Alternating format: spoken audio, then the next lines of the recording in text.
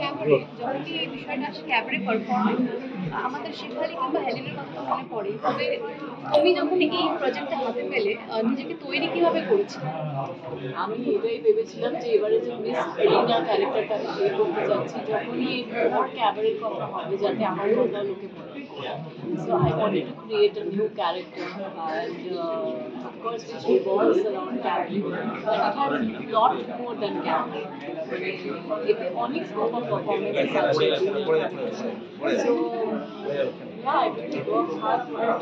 Cabaret সিরিজটা আসছে আড্ডা টাইমসে, এবং সেখানে একটা ক্যাবারে ডান্সারের জীবনের উপর বেস করে এই গল্পটা কি বোনা হচ্ছে। তো ক্যাবারে তো সাধারণত রেট্রো টাইম থেকে একটা আলাদা ফর্মে দেখা হতো এবং জাজমেন্টাল কিছু চিন্তাভাবনা লোকেদের মনে থাকতো। তো সেটাকে তুমি কাজের মধ্যে কিভাবে ইম্প্রোভাইজ করেছো? এই জাজমেন্টাল চিন্তাভাবনা ছিল বলেই তো সেখান থেকে একটা গল্প তৈরি করা গেছে। গল্পটার মধ্যে লেয়ার আছে বলেই সেই গল্পটা থেকে একটা গোটা সিরিজ বানানো সম্ভব হয়েছে। যে একজন ক্যাবারে ডান্সার তিনি কি বডি সেল করছেন না আর্ট পারফর্ম করছেন, এই যে দ্বন্দ্বটা চিরাচরিত দ্বন্দ্বটা, এবং সেখান থেকে একজন মহিলা যেহেতু পারফর্ম করছেন, অতএব সোসাইটি অ্যাজ লার্জ সহজেই তাকে তার প্রতি একটা জাজমেন্ট পাস করে দিতে পারে, তাকে একটা স্টিগমাটাইজ করে দিতে পারে।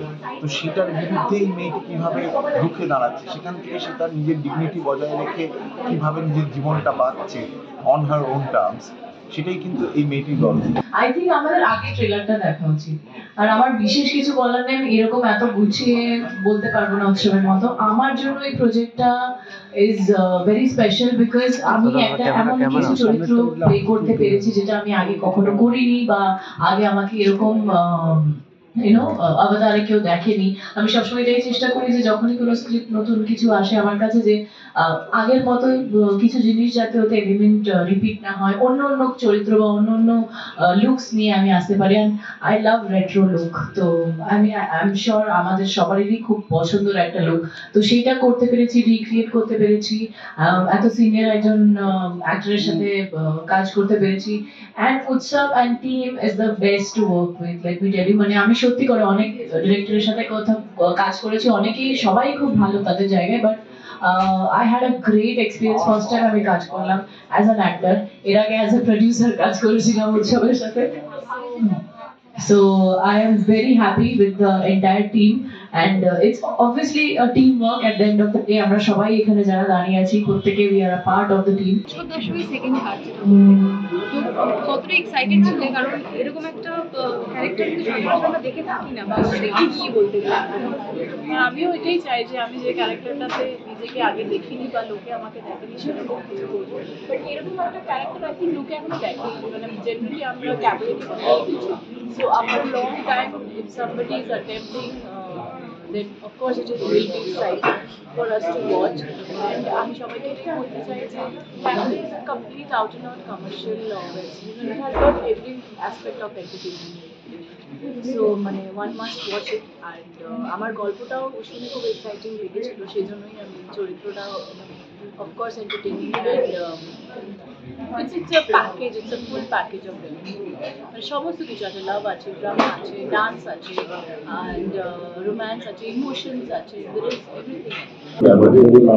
তখন যেটা বোঝাতে পারে আমরা শুনে শুনে যেটা বুঝলাম যে একজন মহিলা খুব কম পোশাকে নাচ করে, লোকের কাছ থেকে শুনে বা থেকে আমাদের কাছে ধারণা হয়েছে সেটা তখন একটা সমাজে দেখানো বিপরীত অপরাধ বা এটা হওয়া উচিত না, নানান রকম কিছু। আজকে দাঁড়িয়ে 2024-এ দাঁড়িয়ে এই কি পোশাক পরবে বা কার পারফরমেন্সের পোশাক কি হবে সেটা বোধহয় খুব একটা ম্যাটার করে না আজকের দিনের ছেলে মেয়েদের। প্রত্যেকবার যেন অন্য কিছু করে, যেরকম লাস্ট যতগুলো ছবি বা সিরিজ যা করেছি তার থেকে এটা দুটোই মানে it's actually women oriented project. আর যেটা ছবি করছি সেটা খুবই আলাদা, যেটা আমি জেনারেলি আমি কোনোদিন মানে দেখিনি বা করিনি, কারণ এগুলো আগেকার দিনের যে মানে ব্যাপারটা যে রেট্রো প্লাস ক্যাবারে প্লাস একটা গ্রামের মেয়েও at the same time, but তখনকার সমস্ত কিছু আলাদা ছিল। মানে if I want to play এখন আর তখন ইজ টু মানে ডিফারেন্ট থিংস।